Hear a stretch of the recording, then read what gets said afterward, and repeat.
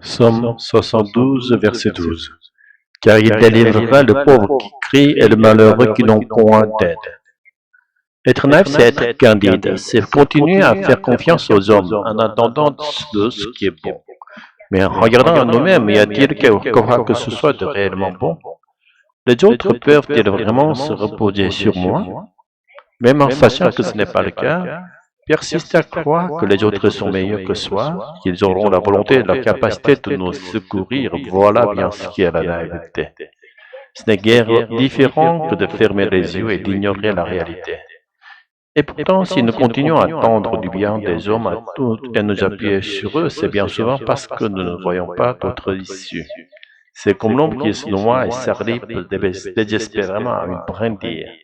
Mais en vérité, l'homme n'est qu'une brindille, sauf si Dieu agit à travers lui. Dire qu'il faut cesser d'attendre quoi que ce soit des hommes ne signifie pas sombrer dans le cynisme. La véritable sagesse, c'est d'attendre la bonté de Dieu et de s'appuyer sur lui.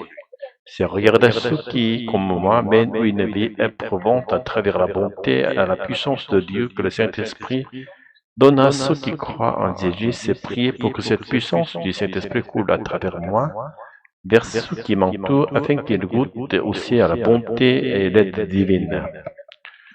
Dieu doit être notre but. Si nous détournons sans cesse les yeux vers autre chose, l'accomplissement de notre espérance ne fera que s'éloigner, et nous risquons de ne jamais atteindre notre but dans le temps qui nous est imparti. Si nous n'avons plus aucune aide humaine, ce n'est pas l'occasion de nous lamenter, bien une opportunité unique de découvrir vers Dieu notre but ultime.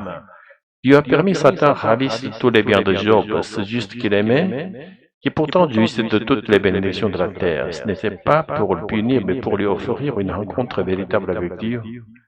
Jusqu'alors, Job servait Dieu pour préserver ses bénédictions, tournant autour de Dieu sans le connaître vraiment. Le malheur n'est donc pas le signe que Dieu nous hait ou nous maudit, mais peut-être le signe de son amour. On appelle à une rencontre directe avec lui. Et à Job qui a rencontré Dieu, Dieu a donné le double de ce qu'il a possédé. Une fois que nous atteignons Dieu, notre but dans la vie, il nous accorde ici-bas une paix sans manque. Mais quiconque connaît vraiment Dieu ne voudra plus jamais le troquer contre aucune bénédiction terrestre. Dieu est esprit invisible à nos yeux, il n'est donc pas facile de le chercher dans l'épreuve. Mais nous savons bien que suivre uniquement les chemins faciles dans la vie ne résout rien. C'est lorsque nous choisissons ce chemin étroit et difficile que nous recevons la plus grande des bénédictions. La Bible est ce livre qui frappe à la porte de notre intelligence et de notre esprit pour nous inviter à faire confiance à Dieu invisible. Que chacun de nous puisse entendre, comme Augustin il y a environ 1500 ans, cette voix qui s'est tolérée, prend et lit, et que cette parole nous conduise à ouvrir la Bible devant nos yeux. Le Dieu qui a créé l'univers est pleinement capable de nous sauver et d'en sauver d'autres à travers nous. Puisons à cette source débordante et ne gaspillons pas notre énergie à disputer pour quelques gouttes d'eau dans des canons desséchés. Seigneur Jésus, écoute notre espérance. Amen. Tu sais, ce matin, j'ai médité sur le psaume 72, 12. Car il délivrera le pauvre qui crie et le malheureux qui n'a point d'aide. Et j'ai été frappé par cette promesse. Dieu n'ignore jamais celui qui est sans appui. Oui, mais dans la réalité, quand tout s'écroule, c'est tellement humain de chercher un secours, n'importe lequel. On s'accroche aux gens comme à des brindilles. Exactement. Et pourtant, c'est là que notre foi est éprouvée. Quand on attend encore des hommes ce que seul Dieu peut donner, c'est là qu'on réalise notre naïveté. Tu penses que c'est naïf d'espérer encore du bien des gens? Pas d'espérer, mais de s'appuyer seulement sur eux.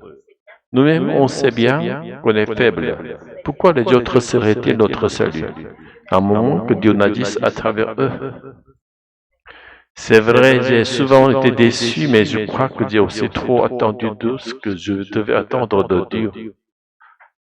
Moi aussi, et tu sais, ce n'est pas être cynique de tourner nos attentes vers Dieu, c'est la vraie sagesse. Regardez nos frères en Christ non plus avec des besoins, mais avec les yeux de l'Esprit, pour que sa bonté les touche à travers nous. comme un canal, pas comme une source. Oui, et parfois, Dieu coupe toutes nos aides humaines, justement, pour qu'on se tourne vers lui seul. C'est ce qu'il a fait avec Job. Tu crois que nos souffrances sont des invitations, des appels d'amour pour une vraie rencontre, pas d'une religion, pas des sacrifices pour que Dieu nous bénisse, mais une vraie communion, une vraie connaissance. Et Job, une fois qu'il a vu Dieu, il n'a plus rien exigé, il a juste adoré. Et Dieu l'a comblé, au-delà de tout. Mais je crois que la plus grande bénédiction, c'est que Job n'a plus jamais voulu échanger Dieu contre quoi que ce soit d'ici-bas. Parfois, Dieu semble si lointain, invisible, et dans l'épreuve, c'est encore plus difficile de le chercher. Et c'est là, dans les ténèbres, que sa lumière brille le plus. Et la Bible, c'est la voix qui frappe à notre cœur. Prends et lis. C'est ce que Saint Augustin a entendu et il a ouvert l'Écriture. Et s'il nous disait à nous aussi, tous les légués, que ferions-nous? Je veux dire oui, puiser à sa source au lieu de m'épuiser dans des canons vides. Et toi? Moi aussi, Seigneur Jésus, écoute notre espérance. Amen.